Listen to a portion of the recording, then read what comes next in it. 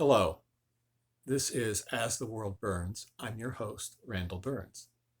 Today, our topic is the measurement of corruption. Now, corruption, I would argue, is a fairly important economic indicator, just like tax levels are. Both have what economists call deadweight loss. I would argue that corruption has a considerably higher deadweight loss. And the reason is that corruption is more random and unpredictable in its effects, and it's not used for broad public purposes typically.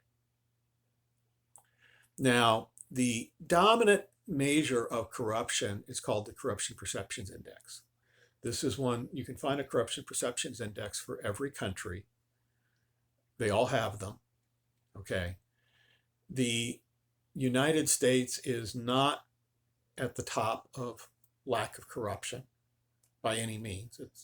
It's not in a basket case, but it's not at the top. It's not one of the very best nations like New Zealand, I believe. New Zealand and Scandinavian nations are among the very best in the world. Okay, but the way that the Corruption Perceptions Index is done is it measures the perception of corruption. And I would argue that especially in the case of the United States, this is an overly charitable measurement. Okay, the United States is a nation where mass media is very important. And people don't get the same news through the grapevine that you might get in other countries. And people still have a history of trusting their news sources and their political authorities relative to other countries. And the measure, now the other story on this one is that is important. Okay, if I have real experience working professionally on a hardcore corruption case. In the 90s, I was the database administrator working on the prosecution of an illegal campaign donations case that involved a insurance CEO. I think he probably would have been a Fortune 2000 CEO, not Fortune 500. The company was Riscorp. I'll put links in the description here to describe that case. And it was pretty over the top.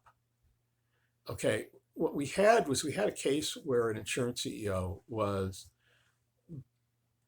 giving generous campaign donations in return for getting legislation that served no purpose except to make his company money.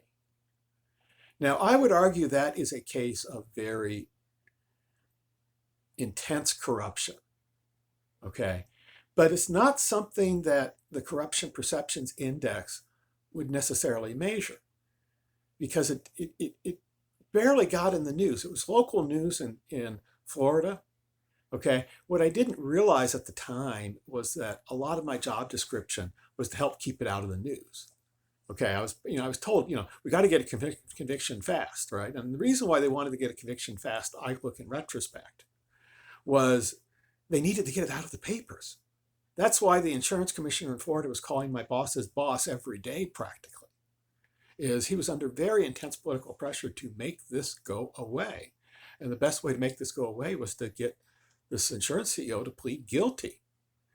And he eventually did, and I played an important role in helping make that happen. I helped the auditors assemble evidence that convinced him that his best lot in life was to plead guilty. Okay, and he went from having a net worth of $550 million. When the dust cleared, he had a net worth of $150 million and wound up serving time in a federal prison. And this was, what went down, right? And I'll leave it to your imagination of why he pleaded guilty. Usually people plead guilty because they don't want to get a charge that's more serious, okay? And I don't want to be sued for violation of a non-disclosure agreement, which is why I'm not saying more, okay? But, it did leave me with a few impressions that were important. One is that there is nothing that prevents the criminally insane from managing a major corporation in the United States. And this man was doing things that I consider to be beyond simply corrupt. He was not just a professional and adept criminal. Okay. In fact, I don't think he really thought of himself as a criminal. I think he was that far gone. Okay. I think he thought of himself as an upstanding businessman who was just kind of working within the system as it existed. And I think he was delusional. Okay. One of the things I will say that this was a story relayed to me by a security guard who was a retired Chicago cop who'd retired to Sarasota, Florida, where we were at the time. And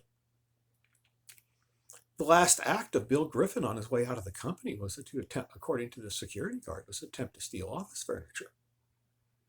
This was when he knew he was facing probable prison time. And basically, it was some very nice office furniture. My guess is it was worth like $150,000, $200,000. And he was basically cleaning out his office, and on the way out the door, the security guard said, "Mr. Griffin, you can't take that. That's the company's." He says, "Oh, no, it's mine. It's mine." "No, Mr. Griffin, it's the company's. And if you take one more step, my next call will be to the Sarasota police." And he backed down. Now, this I put kind of beyond the realm of simple corruption. I put it on the realm of brinksmanship. I mean, it was not he was somehow very attached to that office furniture. It was nice. I can kind of see why someone materialistic might develop an attachment to it. But the guy was risking another involvement with the police where he had a really serious problem.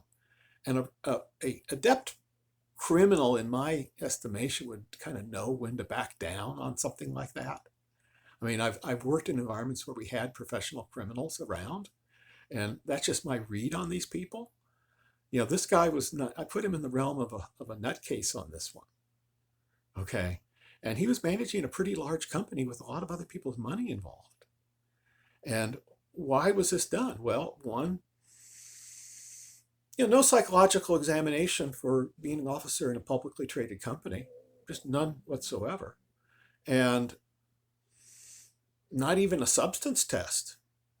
I mean, we test janitors all over the place for a lot of private companies and a lot of government positions, but we don't do anything for officers of publicly traded companies, who play a much more important role in our lives.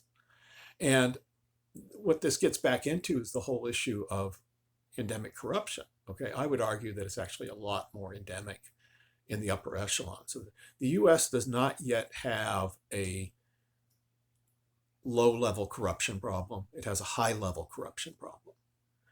And the topic today is measurement of corruption, and how do we measure that? Okay. Now, one major measurement I would argue is, let's look at how much time people spend getting money by means other than their salaries and pensions, people in public office, okay? And we can get an idea in the US, for example, of how much money people make as lobbyists, how much money people make on the speaking circuit, how much money they make on book deals, how much, so they're essentially selling their office in an indirect way, okay? And how much time do they spend doing fundraising? And people have actually studied that. I'll link to the articles below. Members of Congress spend more time raising funds than they do the public business these days, which I think is utterly disgusting. Okay, but these are important metrics. Okay, that can be looked at, that tell us something of the extent of what's happening at the high level in the U.S. government. The metric that is more broadly applicable, okay, and could be internationally applicable, is, I think, the efficiency of highly regulated industries. For example, compare healthcare expenditures as a percent of GDP to life expectancy and to various health metrics. Compare efficiency of transportation system. Look at international scores of educational attainment versus the actual expenditures on education. Okay. Look at the expense of the justice system versus containment of crime. And what I would argue by those metrics, literally every highly regulated industry in the United States is performing poorly. Same thing with transportation. What is the efficiency of transportation? And I think that if we look at those metrics carefully, we might be able to come up with an international metric of the efficiency of regulated industries. And that would tell us something of the overall level of corruption that's not just based on opinion and survey data. Okay. And I think it might give us some really useful information as investors and as decision makers in our personal lives. Just where do we want to place our bets? Where is the best place for us to put our time, energy, and money? Because that's ultimately the decision that is under our control. If this video is helpful, please like it, subscribe to the channel. I want to give you more content, and I want to do more and better content. Thank you very much. This is Randall Burns, As the World Burns, signing off.